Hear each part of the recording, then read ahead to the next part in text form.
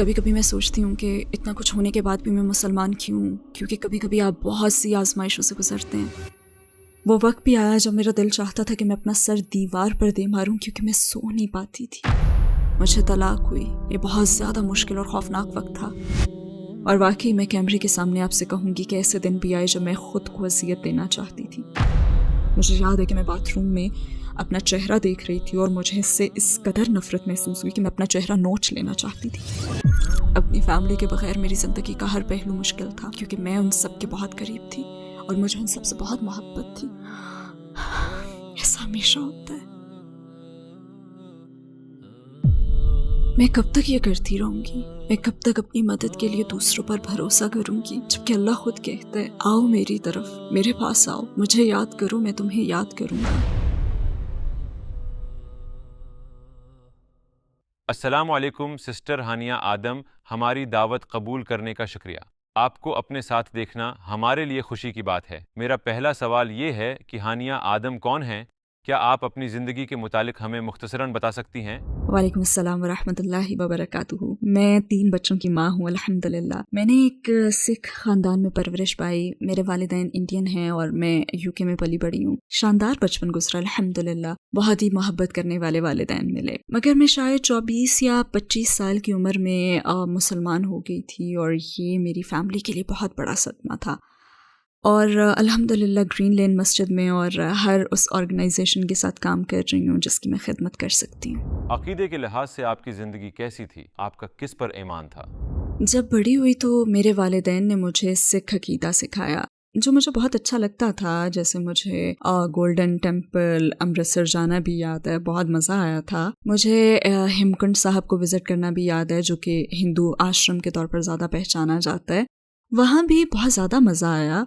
और मुझे याद है कि बहुत ही छोटी उम्र से ना मैं अपनी ज़िंदगी में खुदा की ज़रूरत को महसूस किया करती थी, और जब मैं उन जगहों पर जाती तो मुझे ज़्यादा खुशी और इत्मीनान महसूस होता था। मैं कह सकती हूँ कि मेरी परवरिश के दौरान अल्हम्दुलिल्लाह मेरे वालिदैन ने मुझे बहुत अच्छी बातें सिखाई थीं। उन्होंने मुझे मेहनत करने, तालीम हासिल करने और ईमानदारी जैसे अच्छे अखलाक दिए। उन्होंने मेरी बहुत अच्छी परवरिश की अल्हम्दुलिल्लाह। शायद यूनिवर्सिटी का ज़माना था जब मैं बड़ी हद तक सेकुलर ज़िंदगी जी रही थी, यानी मैं मज़हब को तो फॉलो कर ही नहीं रही थी। हाँ, एक रूहानी ताल्लुक ज़रूर था, मगर मैं किसी मज़हब पर अमल नहीं करती थी। मैं आपको सच बताऊंगी कि शराब पीना मेरे लिए कोई मसला नहीं था। जैसा चाहती मैं वो वैसा ही लिबास पहनती, कोई मसला था ही नहीं, बल्कि ये सब तो मेरे लिए नॉर्मल था। मुझे इसमें कोई ख़राबी नहीं लगती थी। ये मेरा नॉर्मल लाइफ स्टाइल था उस वक्त। तो मुसलमान होने से पहले मैं बस ऐसी ही ज़िंदगी गुजार रही थी। आपने इस्लाम के मुतालिक पहली बार कब सुना? क्या आपके जहन में कोई तासब था?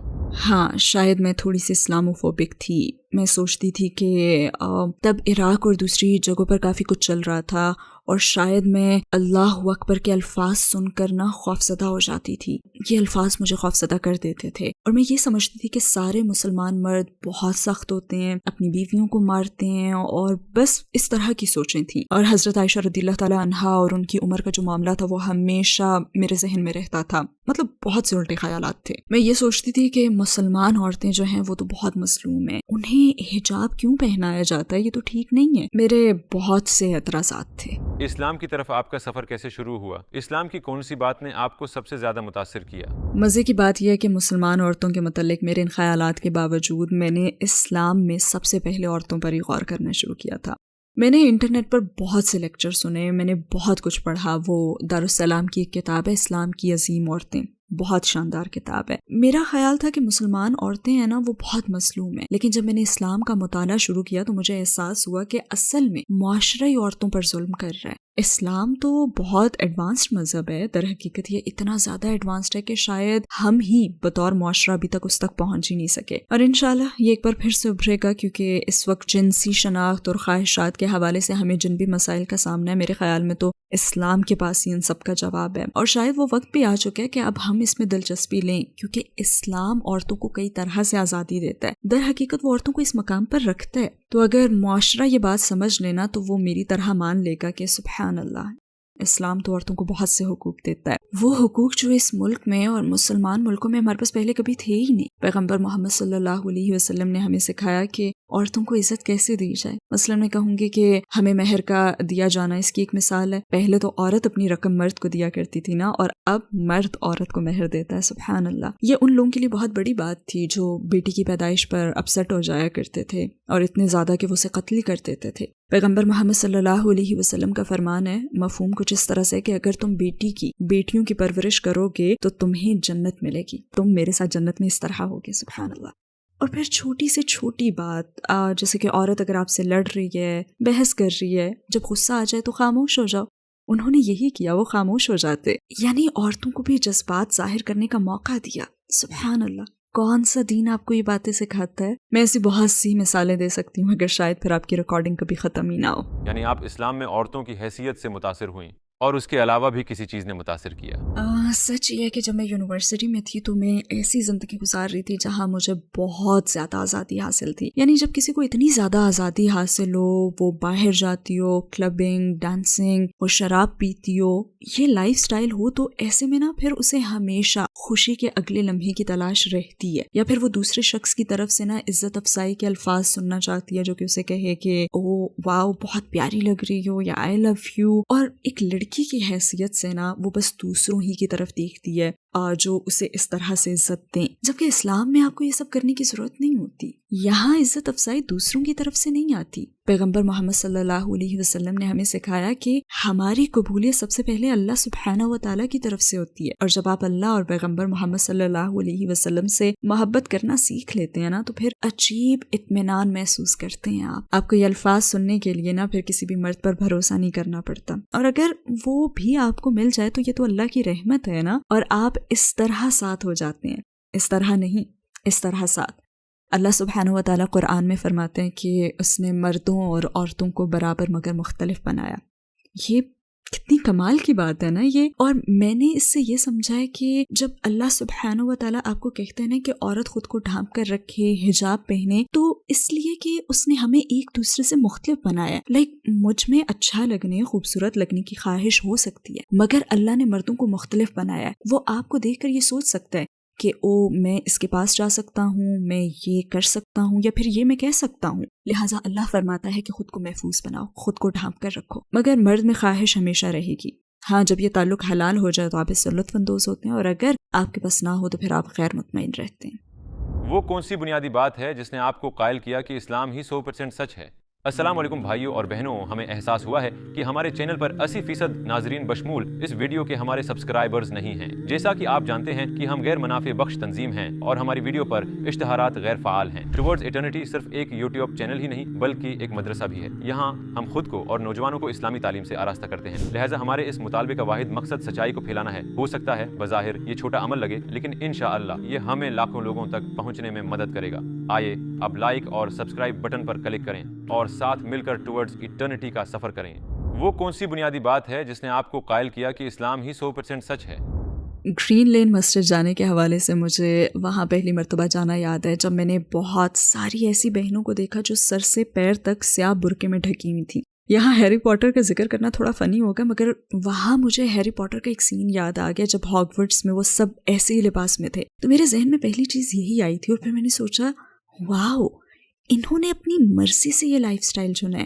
مطلب میں بھی اس طرح کا اعتماد محسوس کرنا چاہتی ہوں، کیونکہ میں تو ابھی منی اسکرٹ میں گھومتی ہوں نا، لیکن میں جاننا چاہتی ہوں کہ اس لباس میں سڑکوں پر چلنا کیسا لگتا ہے. اور صرف یہی نہیں بلکہ وہ سب تو بہت ملنسار، بہت محبت کرنے والی، مہربان اور مددگار تھی. اور سچی بات یہ ہے کہ کبھی کبھی دوسروں سے بات نہ کرنا نا اپنے لیے ہی مشکلات پیدا کرنے کا سبب بنتا ہے. جیسے میں نے حجاب پہننے والی مسلمان عورتوں سے تو کبھی بات کی ہی نہیں تھی، بلکہ میں نے کسی بھی مسلمان عورت سے بات نہیں کی تھی. لہٰذا میرے لیے یہ پہلا موقع تھا. انہوں نے تو مسکرا کر میرا استقبال کیا، جبکہ ہم لوگوں میں تو اتنے تعصبات اور اتنے غلط خیالات ہیں، اور ہم سمجھتے ہیں کہ حجاب والی عورتیں تو مسکراتی نہیں ہیں. اور یہی وہ عورتیں تھیں جو مسکرا بھی رہی تھیں، ہنس بھی رہی تھیں، مذاق بھی کر رہی تھیں. اور میں نے سوچا کہ یہ تو نارمل ہے، یہ بھی انسان ہے. وہ سیاہ گاؤن میں حرکت کرتی ہے، کوئی پتلیاں نہیں ہیں، یہ انسان ہے. اور کتنی عظیم عورتیں ہیں. آپ نے کلمہ کیسے پڑھا اور آپ کو کیسا محسوس ہوا؟ میں نے اسی مسجد کے اپنے اگلے ہی وزٹ میں کلمہ پڑھ لیا تھا الحمدللہ. وہاں تقریباً 60 سے 70 لوگ تھے، اور اس وقت مجھ سے قریب ترین فرد جس نے مجھے کلمہ پڑھوایا تھا وہ اب بھی مجھ سے سب سے زیادہ قریب ہے الحمدللہ. لہٰذا کلمہ پڑھنے کا تو تجربہ بہت شاندار تھا. ویسے مجھے خوف بھی محسوس ہوا تھا لیکن اچھا احساس تھا، بہت ہی اچھا احساس. مجھے کلمہ پڑھنا، غسل کرنا سب یاد ہے اور مجھے بالکل ایسا محسوس ہوا جیسے میرا نیا جنم ہوا ہے. اور یہ نئی شروعات ہی تھی کیونکہ میں جانتی ہوں کہ اللہ سبحانہ و تعالیٰ سب گناہ دھو دیتا ہے مگر جو نیکیاں ہوتی ہیں ان کا ثواب باقی رہتا ہے. تو یہ ایک بہت ہی اچھا احساس تھا اور میں ایک مسلمان عورت کی شناخت اپنانے کے لیے تیار تھی. ہاں، اس کے بعد میں نے پڑھنا اور پھر بہت زیادہ پڑھنا شروع کر دیا. آپ کے قبول اسلام پر آپ کی فیملی اور ارد گرد کے لوگوں کا کیا ری ایکشن تھا؟ وہ بہت بہت مشکل وقت تھا مگر اس مشکل وقت کے ساتھ آسانی بھی تھی. ہاں، میں نے اسے نہیں پہچانا کیونکہ انہوں نے مجھ سے تعلق بالکل ہی توڑ لیا تھا، لہٰذا میرے پاس سوائے اللہ کے کوئی نہیں تھا. اسلام قبول کر کے میری شادی بھی بہت مشکل کا شکار ہو گئی تھی. بچوں کی ماں ہونا خود ایک بہت بڑی مشکل ہے. اپنی فیملی کے بغیر میری زندگی کا ہر پہلو ہی مشکل تھا کیونکہ میں ان سب کے بہت قریب تھی اور مجھے ان سب سے بہت محبت تھی. وہ وقت بھی آیا کہ جب میرا دل چاہتا تھا کہ میں اپنا سر دیوار پر مار دوں کیونکہ میں سو نہیں پاتی تھی. جب آپ اتنی اذیت میں ہوں تو دماغ سکون نہیں پاتا اور دماغ میں بار بار خیالات کی بھرمار رہتی ہے. میں جس بھی چیز کی طرف دیکھتی تو سب سے پہلے اپنے ماں باپ اور اپنی فیملی کی طرف میرا دھیان جاتا. اگر میں سپر مارکیٹ جاتی تو مجھے ویکینڈز پر اپنے ابو کے ساتھ سپر مارکیٹ جانا اور گروسری کی شاپنگ کرنا یاد آتا. اگر میں آسٹا میں کوئی گانا سنتی تو اس گانے پر اپنی بہن کے ساتھ ڈانس کرنا یاد آتا. اور اگر میں ٹی وی پر کوئی پروگرام دیکھتی تو اپنے بھائی کے ساتھ اسے دیکھنا یاد آتا. اور جب میری شادی شدہ لائف میں کوئی مشکل آتی تو بھی میں دوڑ کر اپنی فیملی کے پاس جانا چاہتی تھی لیکن میں جا نہیں سکتی تھی. تو بس بے بسی سے باہر نکل کر میں کار میں بیٹھ جایا کرتی تھی. تو وہ بہت زیادہ مشکل وقت تھا. اپنی فیملی کے بغیر جینا بہت مشکل ہے، تب بھی بہت مشکل تھا اور اب بھی مشکل ہے. لیکن مسلمان کی حیثیت سے ہم اس پر صبر کرتے ہیں اور ہم صحابہ کے قصوں سے جانتے ہیں کہ ان کے ساتھ بھی یہی ہوا تھا اور انہیں فیملی نے چھوڑ دیا تھا. ہم جانتے ہیں کہ پیغمبر محمد صلی اللہ علیہ وسلم نے اپنے چچاؤں کو کہا تھا کہ دیکھیں میں مختلف زندگی گزاروں گا. ہم جانتے ہیں کہ وہ لوگ بھی انسان تھے اور ان میں احساسات تھے. اب مجھ میں ان کے خلاف کوئی بھی بکس نہیں ہے. میں بس آپ سے اتنا ہی کہوں گی کہ میری ماں اب بھی میری رول ماڈل ہیں. وہ اب بھی مجھے دنیا کی ہر چیز سے زیادہ پیاری ہیں، بالکل ایسے جیسے محمد صلی اللہ علیہ وسلم کو اپنے غیر مسلم چچا سے محبت تھی. وہ اپنے چچا کے لیے روئے اور ان کے لیے سب کچھ کیا. میرے بھی اپنی ماں کے لیے وہی احساسات ہیں. وہ ایک شاندار عورت ہیں اور انہیں اس رویے کا حق ہے. میں نے ان کا دل توڑا ہے اور میں اپنی موت تک نہ اپنی ماں کا دل دکھانے کے لیے ان سے معافی مانگتی رہوں گی. لہٰذا میں ان کے لیے دعا کرتی ہوں. مجھے ان سب سے محبت ہے اور میں آپ کو کہہ سکتی ہوں کہ وہ لوگ بہت اچھے انسان ہیں. ہاں، مجھے پچھتاوا صرف یہ ہے کہ میری وجہ سے میرے والدین کی آنکھوں میں آنسو آئے. میرے خیال میں وہ وقت بھی آیا جب میں اسلام اور اپنے فیصلے کا دفاع کرنے کی کوشش کر رہی ہوتی تھی اور شاید اس سب میں نے اپنی ماں سے بہت تیز آواز میں بات کی اور شاید کسی وقت ان پر میں چیخی بھی تھی. مجھے پچھتاوا ہے کیونکہ اللہ سبحانہ و تعالیٰ قرآن میں فرماتے ہیں، مفہوم کچھ اس طرح سے ہے کہ تم اپنے والدین کے ساتھ انتہائی عزت سے پیش آؤ چاہے وہ مسلمان ہوں یا نہ ہوں. کبھی کبھی میں سوچتی ہوں کہ اتنا کچھ ہونے کے بعد بھی میں مسلمان کیوں ہوں، کیونکہ کبھی کبھی آپ بہت سی آزمائشوں سے گزرتے ہیں. جیسے میں نے کہا نا کہ میرے دماغ میں ہمیشہ یہ سوچ رہتی تھی کہ جیسے میری فیملی میرے پاس ہے نا، وہ تقریباً مجھ سے صرف 1 گھنٹے کی مسافت پر رہتے ہیں اور پھر بھی میں اب تک یہ زندگی کیوں گزار رہی ہوں جبکہ میں اتنی مشکل میں ہوں. میں اپنے بچوں کے لیے مالی طور پر ہر لحاظ سے جدوجہد کر رہی ہوں، پھر بھی میں مسلمان کیوں ہوں؟ اور میرے خیال میں نا یہی بات مجھے ثابت قدم رکھتی ہے کیونکہ مثال کے طور پر مجھے طلاق ہوئی. یہ بہت زیادہ مشکل اور خوفناک وقت تھا اور اس وقت میں بالکل اکیلی تھی اور بالکل سچ کہوں گی کہ میرے لیے زندہ رہنا بھی مشکل ہو گیا تھا. مجھے نہیں معلوم تھا کہ میں زندہ رہنا چاہتی بھی ہوں یا نہیں. بہت سارے مسائل تھے جن سے اس وقت میں اکیلے لڑ رہی تھی اور اس وقت میں اپنی آنٹی سے ملنے گئی تھی. ویسے میں ارادہ کر کے نہیں گئی تھی، بس ایک اتفاق ہی تھا. یہ میں ان کی دہلیز پر کھڑی تھی اور 10 سال میں پہلی مرتبہ میرے خاندان کے کسی فرد نے مجھ سے محبت کا سلوک کیا تھا. وہ کمال کی عورت ہے. انہوں نے میرے لیے چائے بنائی. وہ میرے پاس بیٹھی اور کہنے لگی، تم ٹھیک ہو؟ بالکل ایسے ہی کہا تھا، تم ٹھیک ہو؟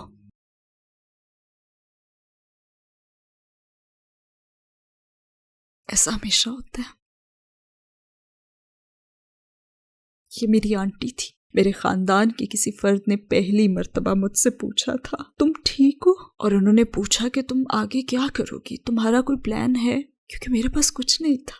میرے پاس بس میرے 3 بچے تھے. اور خدا کی قسم میں اپنا گھر نہیں چھوڑنا چاہتی تھی. میں وہاں بیٹھی اور میں نے سوچا او خدا کیا ہو جاتا اگر میں اپنا اسلام چھپا کر رکھتی، اپنے اسلام کو اپنے دل میں ہی رکھتی. لیکن اگر میں گھر واپس آ جاؤں تو، کیونکہ وہ مجھ سے محبت کرتی ہیں اور میں ان کے ساتھ رہنا چاہتی ہوں. میں ان کا گھر چھوڑ کر نہیں آنا چاہتی تھی، میں ان کے گھر میں رہنا چاہتی تھی. میں ہر چیز چھوڑ دینا چاہتی تھی بس اپنا دین نہیں. اور میں نے سوچا میں اسے چھپا سکتی تھی. میں اوپر کی منزل پر نماز پڑھ لیتی جب کوئی نہ دیکھ رہا ہوتا مجھے. میں گھر واپس جانا چاہتی تھی. قدر اللہ میری دادی جنہوں نے مجھے ان 10 سالوں میں نہیں دیکھا تھا، بہت زیادہ بوڑھی تھیں. وہ کمرے سے باہر آئیں اور قریب ہی تھا کہ وہ مجھے دیکھ لیتی. میری آنٹی نے مجھے کہا کہ فوراً چلی جاؤ، گھر سے باہر نکل جاؤ، کیونکہ اگر انہوں نے تمہیں دیکھ لیا تو وہ بہت بوڑھی ہیں اور ہمیں نہیں پتا کہ آگے کیا ہوگا. بس انہوں نے مجھے گھر سے پچھلے دروازے سے بس نکل بھاگنے کو کہا اور مجھے گھر سے نکلنا پڑا. کوئی گڈ بائی نہیں، کوئی الوداعی بات نہیں، اور میں جلدی سے گھر سے نکل گئی اور اپنی کار میں بیٹھی. اور میرا پہلا ری ایکشن یہ تھا کہ کسی کو فون کروں، کیونکہ اب بس میں گھر پر رکنا چاہتی ہوں. میں اپنی فیملی میں واپس جانا چاہتی ہوں. میرے پاس کچھ نہیں ہے، میرے پاس کوئی نہیں ہے. اور پہلا کام جو میں نے کیا وہ یہ تھا کہ میں نے اپنی انتہائی نیک سیرت دوست کو فون کیا، مگر اس نے فون نہیں اٹھایا. میں چاہتی تھی کہ وہ مجھے دلاسا دے کہ نہیں پیاری دوست سب ٹھیک ہے، اٹس اوکے. پھر میں نے دوسری دوست کو فون کیا کیونکہ اس کی قرات خوبصورت اور میرا قرآن سننے کا دل چاہ رہا تھا، لیکن اس نے بھی فون نہیں اٹھایا. اور پھر میں نے سوچا کہ میں کب تک یہ کرتی رہوں گی، میں کب تک اپنی مدد کے لیے بس دوسروں پر بھروسہ کروں گی، جبکہ اللہ تو خود کہتا ہے آؤ میری طرف، میرے پاس آؤ، تم مجھے یاد کرو میں تمہیں یاد کروں گا. آپ کا تو اپنے اللہ سے رابطہ ڈائریکٹ ہے. اور پھر میں کار میں بیٹھ گئی اور میں نے آیت الکرسی پڑھی، میں نے 3 کل پڑھے اور میں نے اللہ سے التجا کی میرا دین قائم رکھنا. میں اس وقت اللہ سبحانہ و تعالیٰ کے سامنے گڑ گڑائی، میرا دین قائم رکھنا، بس میرا دین قائم رکھنا، میں اس کے لیے سب کچھ سہنے کے لیے تیار ہوں، بس مجھے مسلمان کی موت دینا. میں نے یہ دعا کی اور میرے خیال میں یہ ایک اور اہم ترین لمحہ میری زندگی میں آیا تھا جب میں نے جانا کہ ہاں میں مسلمان ہوں. کیونکہ شیطان آپ کے پاس بہت مرتبہ آئے گا اور اسلام کے بارے میں آپ کے دل میں وسوسے پیدا کرے گا. کیا میں مسلمان ہوں؟ میں کس کے لیے مسلمان ہوں؟ میں کیوں مسلمان ہوں؟ مجھے اسلام کے متعلق کون سی بات آخر پسند ہے؟ شیطان آپ کے پاس اس وقت آئے گا جب آپ بہت کمزور اور بے بس ہوں گے. شیطان آپ کے پاس آتا ہے. لہٰذا دین سیکھنے کے وہ تمام 9-10 سال اس وقت ڈھال بن کر میرے سامنے آ گئے تھے. لہٰذا میں بچوں سے بھی بس یہی ایک بات کہتی ہوں کہ کیونکہ وہ بھی نہ سمجھ ہے نا، وہ اسلام کی روحانیت کو محسوس ہی نہیں کر سکتے، وہ بھی بہت چھوٹے ہیں اور ان کی نظر میں زندگی بہت بڑی ہے. میں انہیں کہتی ہوں کہ علم سیکھتے رہو، کیونکہ آپ نہیں جانتے کہ جس لمحے آپ مشکل میں گھرتے ہو تو جو کچھ آپ نے سیکھا ہوتا ہے نا، چاہے سیکھنے کا مقصد جانے بغیر ہی سیکھا ہو، وہ آپ کی مدد کے لیے آتا ہے اور مشکل وقت میں آپ اور آپ کی زندگی کو بچاتا ہے. تو جب آپ کی امی کہیں نا کہ مدرسے جاؤ، جب آپ کی امی آپ سے کہیں چلو اپنی اسلامک سٹڈیز کا سبق لینے جاؤ تو جایا کرو. نو مسلموں کو بھی میں یہی کہوں گی کہ علم سیکھتے رہیں. آپ بس اس لیے مسلمان نہیں ہیں کہ میں اللہ پر ایمان رکھتا ہوں، نہیں، جائیں اور علم سیکھیں، دین پڑھیں، محنت سے سیکھیں اور اسے روزانہ پڑھتے رہیں، چاہے تھوڑا ہی سے. کیونکہ جب آپ پر کوئی مشکل آئے گی تو شیطان آپ کے پاس آئے گا اور آپ کا ایمان چھیننے کی کوشش کرے گا. اس وقت اچانک نا آپ کی تمام سیکھی ہوئی جو چیزیں ہوتی ہیں نا وہ آپ کے ذہن میں آ جائیں گی اور آپ کو پھر بچا بھی لیں گی، جیسے مجھے اس دن بچا لیا. میں آپ کے سامنے اور مثالیں بھی دے سکتی ہوں اور واقعی کیمرے کے سامنے میں آپ سے کہوں گی کہ ایسے دن بھی آئے جب میں خود کو اذیت دینا چاہتی تھی. مثلا مجھے یاد ہے کہ میں باتھ روم میں اپنا چہرہ دیکھ رہی تھی اور مجھے اس سے اس قدر نفرت محسوس ہوئی کہ میں اپنا چہرہ نوچ لینا چاہتی تھی. اور بدترین چیز یہ کہ ایسی کیفیت باتھ روم میں ہوئی تھی جہاں پہ آپ اعوذ باللہ من الشیطان الرجیم بھی نہیں پڑھ سکتے. جب آپ بے بس ہونا تو اس وقت کبھی بھی باتھ روم نہ جائیں. خیر بہرحال پھر میرے ذہن میں نا ایک آواز گونجی کہ کھڑکی سے باہر دیکھو. میں نے کھڑکی سے باہر دیکھا تو آسمان نظر آیا. میں بس تیزی سے سیڑھیاں اتری اور اپنے دروازے کھول کر میں گارڈن میں چلی گئی. میں نے آسمان کی طرف دیکھا، اوپر آسمانوں میں دیکھا، کیونکہ مجھے قرآن کی آیت یاد ہے، شاید یہ قرآن میں ہے یا شاید حدیث ہے. اللہ سبحانہ و تعالیٰ فرماتے ہیں، اس کا مفہوم کچھ یوں ہے کہ ایمان والوں کو چاہیے کہ وہ آسمان کو دیکھیں جو ان کے لیے ایک نشانی ہے. اور بس میں اپنے گھٹنوں پر بیٹھ گئی اور اللہ سے التجا کی، یا اللہ مجھے دین پر قائم رکھنا. اسی میں آزادی ہے، اسی میں اطمینان ہے، جس میں ہمیں کسی بھی انسان پر بھروسہ کرنا ہی نہیں پڑتا. آپ کو کسی اور انسان کی ضرورت نہیں رہتی، آپ کو اپنی زندگی میں اللہ سبحانہ و تعالیٰ کی ضرورت ہوتی ہے. اور بس میں نے یہی کیا، لہٰذا میں نے خود کو اذیت نہیں دی کیونکہ میرے پاس اللہ ہے. تو آپ کی 14 سالہ مسلمان زندگی کے لمحات میں وہ کون سا لمحہ تھا جب آپ کو اپنی فیملی کی سب سے زیادہ ضرورت محسوس ہوئی مگر وہ لوگ آپ کے پاس نہیں تھے؟ جب شادی میں مشکلات پیش آئی تھی تب مجھے اپنے والد کی ضرورت تھی، مجھے یہ تحفظ چاہیے تھا، مجھے ان کے تحفظ کی ضرورت تھی۔ ہر عورت کو کم سے کم ایک بھائی کی ضرورت ہوتی ہے، جیسے مجھے اس وقت اپنے بھائی کی ضرورت تھی۔ تب مجھے ان لوگوں کی سب سے زیادہ کمی محسوس ہوئی تھی، اور اپنی زندگی کے ہر موقع پر ایک محرم کے تحفظ اور سیکیورٹی کی کمی۔ ہم یہ باتیں سنتے ہیں نا کہ اے عورتوں ہمیں مردوں کی ضرورت ہی نہیں ہے، کم آن، آپ کو یقیناً ضرورت ہے۔ جب آپ کی زندگی سے مرد نکل جاتے ہیں نا تب آپ کو احساس ہوتا ہے کہ ہاں مجھے اپنی زندگی میں مرد کی ضرورت ہے۔ اور پھر میری امی، میں نے انہیں اس وقت بہت مس کیا تھا جب میرے بچے ہونے والے تھے۔ جب میں نے جاب شروع کی تو انہیں اس وقت بھی میں نے بہت مس کیا تھا، کیونکہ جو میری امی ہیں وہ ایک بہت ہی مضبوط عورت ہیں۔ میں ان سے سیکھنا چاہتی تھی، مگر ہاں الحمدللہ میرے پاس بہت سی خوبصورت یادیں ہیں، اور میں نے اپنی امی کے ساتھ بہت سا وقت گزارا ہے، اور انہیں ایسی مضبوط عورت بنتے ہوئے دیکھا ہے میں نے اپنے سامنے۔ تو الحمدللہ میرے پاس اب بھی ان کی جو سکھائی ہوئی باتیں ہیں وہ موجود ہیں۔ میں اب بھی اپنے والدین کی باتوں پر بہت زیادہ عمل کرتی ہوں، کیونکہ وہ اسلام کے خلاف نہیں ہے، تو پھر کیوں نہ کروں۔ اور میرے خیال میں ہر نو مسلم کے لیے نا یہ اعتراف کرنا ضروری ہے کہ آپ اپنی فیملی سے محبت کر سکتے ہیں۔ پیغمبر محمد صلی اللہ علیہ وسلم نے اپنے چچا سے محبت کی تھی، اور میں بھی اپنے والدین سے کہوں گی کہ مجھے آپ سے محبت ہے، میں آپ کی عزت کرتی ہوں، میں اب بھی آپ کا حصہ ہوں، مجھ میں آپ ہی کا خون دوڑ رہا ہے۔ آپ کی سکھائی ہوئی باتیں مجھ میں اب بھی ہیں، آپ نے جو بھی سکھایا میں نے اسے نہیں چھوڑا۔ ایسا کرنا میرے لیے ناممکن ہے۔ آپ میرے رول ماڈلز ہیں، آپ میرا سب کچھ ہیں، اور میں آپ کے ساتھ دوبارہ ملنے کے لیے سب کچھ کروں گی، آپ سے واپس مل جانے کے لیے۔ ہاں بس ایک چیز نہیں کر سکتی کہ آپ کو اللہ سے زیادہ اہمیت نہیں دے سکتی۔ تو کیا آپ کے ساتھ کبھی کوئی غیر معمولی واقعہ ہوا جب آپ کو محسوس ہوا ہو کہ آپ کا اللہ کے ساتھ ایک خاص تعلق ہے؟ میرا خیال ہے کہ میں نے اپنی زندگی کی بہت سی مشکلات بتائی ہیں، مگر پلیز مجھے وہ رحمتیں بھی بتانے دیں جو اللہ نے مجھ پر نچھاور کی ہیں الحمدللہ۔ میں آپ کو ایسے 2 لمحات بتاؤں گی۔ ایک وقت تھا جب میں واقعی میں بہت مشکل میں تھی، انفیکٹ ایسے بہت سے موقع آئے ہیں جب میں بہت مشکل میں گھری ہوئی تھی، سبحان اللہ۔ کسی نے مجھے کہا کہ دیکھو جب تم کسی مشکل میں ہو تو اپنے بچوں کے پاس جاؤ جب وہ سو رہے ہوں، اور انہیں سوتا ہوا دیکھو۔ میں نے ایسا ہی کیا۔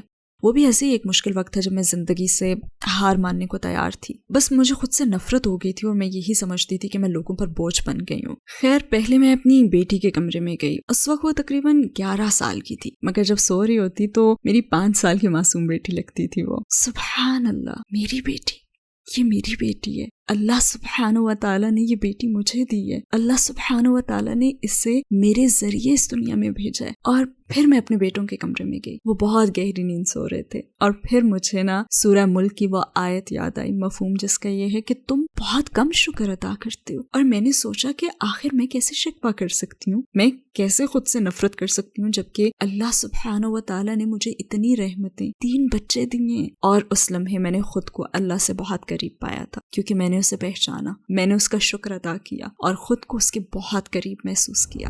ہمارے پیغمبر صلی اللہ علیہ وسلم کی کون سی بات نے آپ کو سب سے زیادہ متاثر کیا؟ ان کے کردار نے، ہمیشہ ان کے کردار نے، اور سب سے پہلے تو عورتوں کے ساتھ ان کا حسن سلوک، کہ آپ نے اس شخص سے بات کرنا پسند ہی نہیں کی جو اپنی بیٹی کو پیار نہیں کرتا، اور پھر اپنی بیویوں کے جذبات اور احساسات کا وہ کتنا احترام کرتے تھے، اور ایسے وقت میں بہترین رویہ بھی اپناتے تھے۔ اور پھر وہ ایک واقعہ جہاں پہ ایک صحابی نے آپ صلی اللہ علیہ وآلہ وسلم کو ڈنر پر انوائٹ کیا، تو آپ صلی اللہ علیہ وسلم نے اس سے پوچھا کہ کیا عائشہ کو بھی دعوت دی ہے؟ تو اس نے کہا نہیں، تو آپ نے بھی اس دعوت کو قبول نہیں کیا تھا۔ ان کی ہر بات، ان کی شرافت، اپنی بیویوں کے درمیان برابر کا سلوک، گھر میں ان کی نرم مزاجی، اور پھر میدان جنگ میں ان کی طاقت، ہر چیز نے ہی متاثر کیا۔ طائف میں جب وہ مدد مانگنے گئے تو وہاں ان پر ظلم کا ہونا، پھر بھی دیکھیں انہوں نے جواب میں کیا کیا، وہ روئے بھی ہیں۔ آج کے مرد سمجھتے ہیں کہ ہم رو نہیں سکتے، ہماری انا کا مسئلہ ہے، نہیں، وہ روئے بھی ہیں۔ اور ہم جنس کے متعلق بات کرتے ہیں، مرد کی حیثیت، عورت کی حیثیت۔ پیغمبر محمد صلی اللہ علیہ وسلم کو دیکھیں۔ ویسے آج کل میں یاسر قاضی کی لکھی ہوئی ان کی سیرت پڑھ رہی ہوں، اور ہر پیراگراف سے مجھے کچھ نہ کچھ سیکھنے کو مل رہا ہے، الحمدللہ۔ بہت ہی شاندار کتاب ہے ماشاءاللہ، میں ہر ایک کو یہ پڑھنے کا کہتی ہوں، اور اس میں ان کی وفات تک ہر چیز موجود ہے۔ اور اس میں حضرت عائشہ رضی اللہ تعالیٰ عنہا کے سر درد کی شکایت کا بھی واقعہ ہے۔ انہوں نے اپنے سر درد کی شکایت کی تھی تو آپ صلی اللہ علیہ وسلم نے فرمایا کہ نہیں، بلکہ میرا سر درد سے پھٹ رہا ہے اور میرا دم نکل رہا ہے، سبحان اللہ۔ انہوں نے ہر مشکل سہی تاکہ ہم اچھے مسلمان بنیں اور جنت میں جا سکیں۔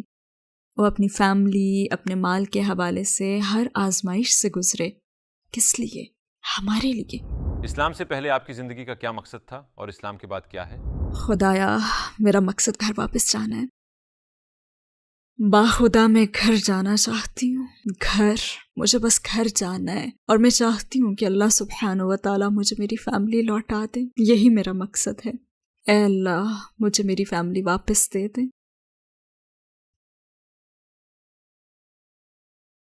یہ تھوڑی سی زندگی ہے. میں ہر وقت خود کو یہی سمجھاتی ہوں کہ یہ دنیا کی زندگی تو بس ذرا سی زندگی ہے. ہم یہاں ہمیشہ کے لیے نہیں ہیں. میں بس گھر جانا چاہتی ہوں. آخر میں آپ ان لوگوں کو کیا کہیں گی جو آپ کو دیکھ رہے ہیں، جن کے دل اسلام کے قریب آ رہے ہیں مگر اپنے رشتہ داروں اور قریبی لوگوں کے رد عمل سے خوفزدہ ہیں؟ اپنا اصل مقصد ذہن میں رکھیں.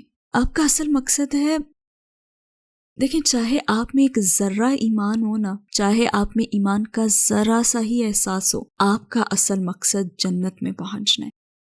اگر آپ واقعی اس پر ایمان رکھتے ہیں کہ خدا کا وجود ہے تو میں کہوں گی کہ سب سے پہلے آپ علم حاصل کریں. یہ جو آپ کا ذرہ برابر ایمان ہے نا، آپ اس پر جمے رہیں اور علم سیکھتے رہیں.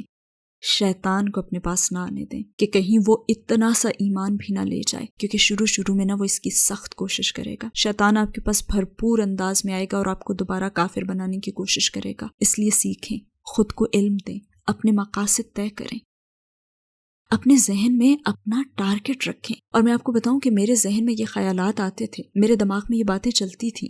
ایک منفی آواز تھی اور پھر ایک اچھی آواز ابھرتی تھی. کبھی کبھی آپ کو یہ کرنا پڑتا ہے، آپ کو یہ بلند آواز سے کہنا پڑتا ہے، اے اللہ، مجھے تیری ضرورت ہے، مجھے صراط مستقیم پر چلا. اگر میں ان سوالات کے بارے میں سوچوں کہ مجھے اپنی فیملی کے ریاکشن کے باعث ایسا کرنا چاہیے یا نہیں، تو آپ یہ سوچ لیا کریں کہ آپ اکیلے دنیا سے جائیں گے. جب آپ کو قیامت میں کھڑا کیا جائے گا تو آپ کی فیملی آپ کی مدد نہیں کرے گی. اگر آپ ابھی قیامت کے دن پر ایمان لانے کے درجے پر نہیں پہنچے، کیونکہ کچھ لوگ ابھی سیکھ رہے ہیں نا، تو یہ سوچ لیا کریں کہ اس دنیا میں مجھے اپنی فیملی سے کیا فائدہ مل رہا ہے اور مجھے روحانیت سے، خدا پر ایمان لانے سے کیا فائدہ مل رہا ہے. تو اس مرحلے پر میں یہی کہوں گی کہ سب سے اہم چیز ہے علم سیکھنا.